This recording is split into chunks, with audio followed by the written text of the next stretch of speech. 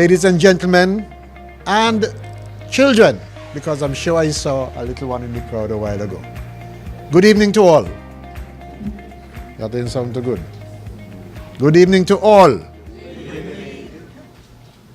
On behalf of the Department of Gender Affairs and also on behalf of the National Men's Council, it is my privilege and it is indeed my pleasure to welcome you, all of you, to the 2018 International Men's Day Award ceremony. This is the second time I'm attending this ceremony. I missed the one last year.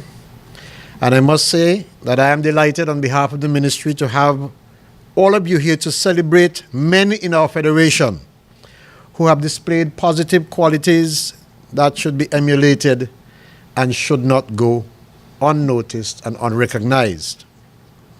International Men's Day is an annually recognized day when men and boys around the world are celebrated for the contributions that they make within their homes and in their society.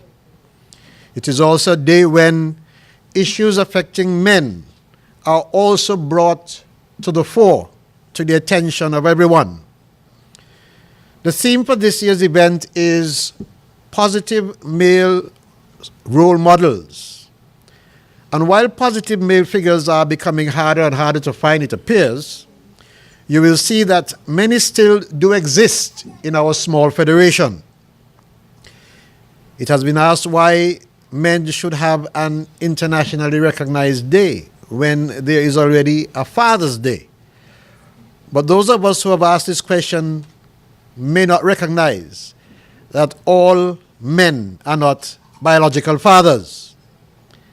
And Father's Day only recognizes mostly fathers who are the biological fathers for the young people, for our teens, for our children.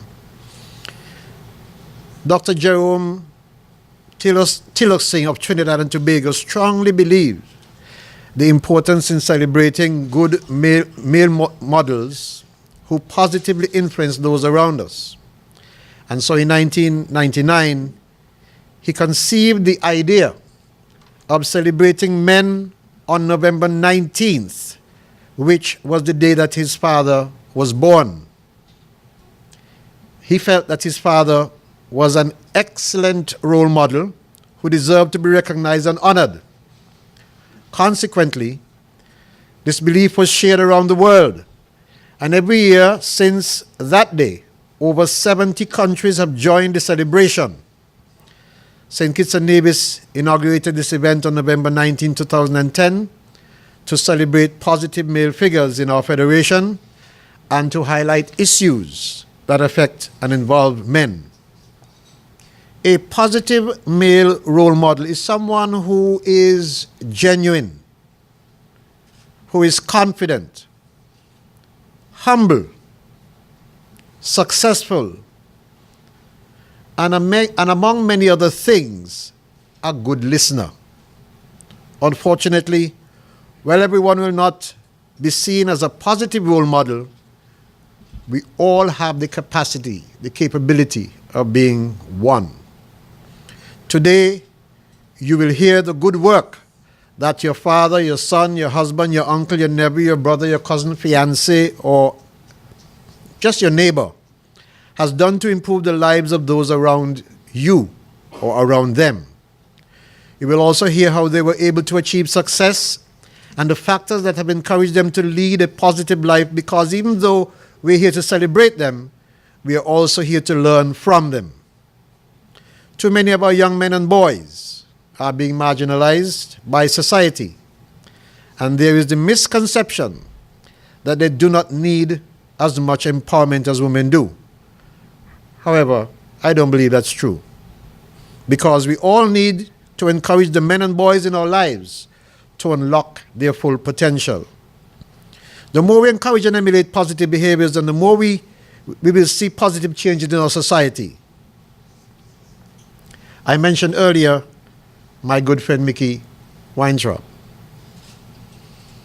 And at this point I must interject so that some of us will know. Mickey is not a Kittian by birth and has been here something like 25 years or more, and most of his life spent doing philanthropic work. Let me break that down a little bit. Work for free. You know, raising millions of dollars to help people in our society who suffer from some disease or the other. It was only a week or two ago. I was speaking with Mickey when he said there was a young man in Trinidad who was diagnosed with, it was something that affected an artery, aneurysm or something like that. And it was costing 99,000 EC dollars to carry out the operation. And practically on his own, Mickey was there trying to raise $99,000 for him to have that operation. And when I spoke at the launching of the Universal Health Insurance Program, at that point, Mickey was on a national scale raising near $900,000 to help some 12 or 13 patients with some level of disease or other, including cancer.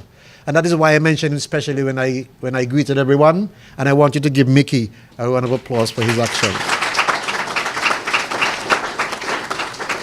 And so since I'm not here to give the keynote address, let me just say, I take this opportunity to welcome all of you to this event and to learn from those who are being awarded tonight how they do it, so that some of us can do likewise and enrich the lives of the young people around us. Thank you, and I hope you have a great evening.